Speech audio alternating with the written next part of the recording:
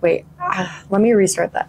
Unlike other career paths, entrepreneurship is personal, you know, like this is my baby. Wait, don't build just to build. Build because you actually care about what you're innovating. My name is Brynne Norquist. I'm representing EO Boston, and I'm the co-founder of Hiike.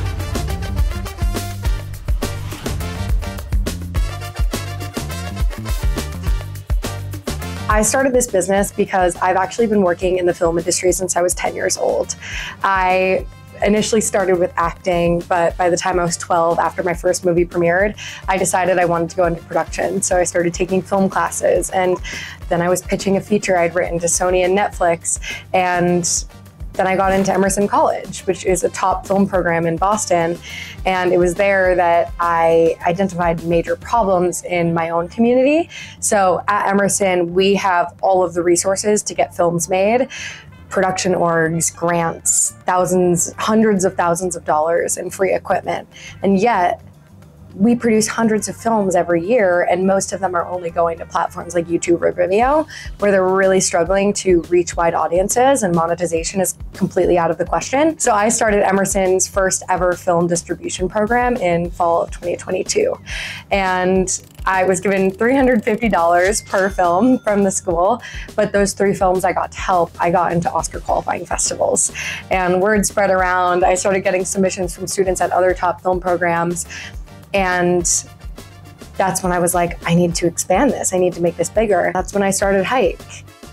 Between policy repeal and consolidation of creative control, it's really important that we prioritize independent filmmaking because it's what the audiences want to see, right? The odds are so stacked against the independent film market, but at the same time, we see films like Anora, The Brutalist, The Substance at the Oscars, winning Oscars, and it's showing that even when the economics are stacked against independent films, we still have independent films being chosen by audiences. Right now, we are onboarding our first 50 festival clients. So that's our business model. We work with festivals and we charge them a very small fee annually for them to be on the platform. And then we take 10% of their submission fees.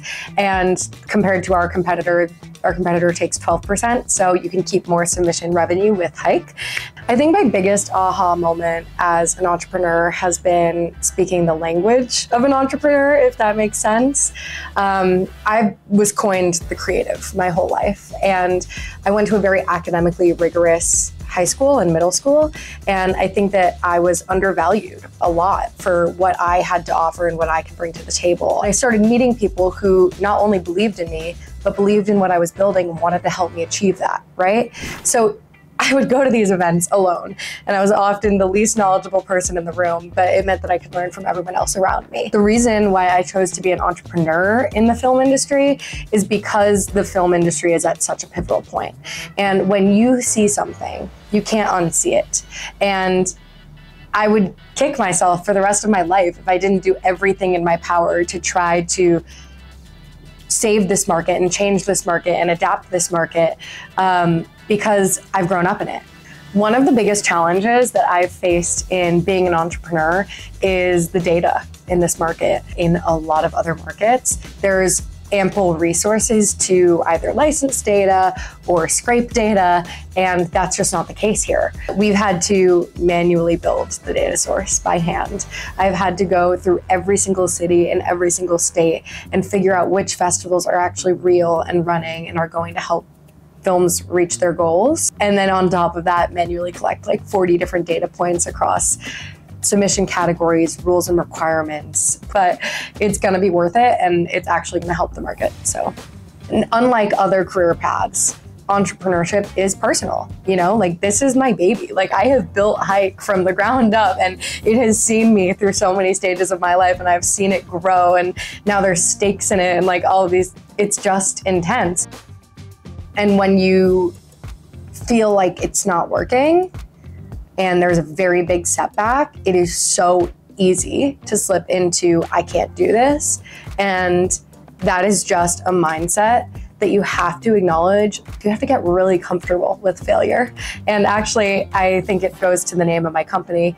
Hiike is, it was named after a lesson that I learned in ski racing. I was a ski racer for 11 years of my life, fun fact. And in ski racing, like half the racers on the course will fall or miss a gate. And the common thing to do is ski off the course and disqualify yourself from the competition. But if you're resilient, you get up and you hike and you correct the missed gate and you finish the race, even knowing that you're probably going to finish in dead last because your time is going to suffer. But that's so important because you can't give up and you have to get super comfortable with failure and be comfortable in like getting up and finishing the race, even though if it's going to put you in dead last. In the fall of my junior year, when I had decided to expand my program and really start Hike, I signed up for a startups class at Emerson. It was actually through that startups class that I got connected to Kate Morgan, who is the EO Boston Accelerator chair, and she was also the chair of GSEA. She inspired me to apply for this competition. And I was like, but I don't really know anything about business. Like, I just started this. And she was like, just do it. Like, why not? And I think that that push of like, why not, was so important because I was such a green entrepreneur at that point.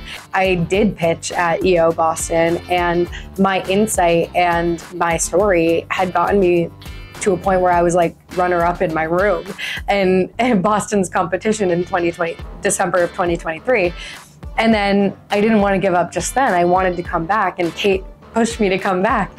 So I came back again this year, and look at me now. It's like ridiculous. I pinch myself all the time because EO has been such a huge asset in my entrepreneurial journey. EO's network and EO's resources have actually gotten me to a point where like, it's something that I'm working towards in my future. I have also made a lot of friends throughout this process, especially at nationals. Like, I got to meet so many entrepreneurs from all over the country, and like, I've made really good relationships. Entrepreneurship is relentlessness. Being relentless is never succumbing to failure. It's getting up and trying and trying and trying again, and being the squeaky wheel where you need to, because the squeaky wheel will get the oil, and not being afraid of failure. GSEA is a connector. I think that GSEA will always put you first and show you that there's so many people that want to help you achieve what you're going to achieve. So I love GSEA because they've connected me with such an amazing network of people, not just the student entrepreneurs and my peers, but also the broader community as well. Being at GLC and then also being at the president's meeting in Mexico, those were huge because we were connecting with all of these different EO members who are running really successful businesses, and they want to help us as well. So GSEA is a very, very, very broad connector, and it's something that I encourage every entrepreneur to do. The last thing I would say is don't build just to build. Build because you actually care about what you're innovating. You want to know everything about the market, yes, and you want to be passionate about the market size and the actual potential that you're going to be building in. But at the root of it, there's so many entrepreneurs that are just chasing the dream of entrepreneurship. It's so much more impactful when you're actually building something that you truly care about. So my last piece of advice would be don't just build to build, build to care.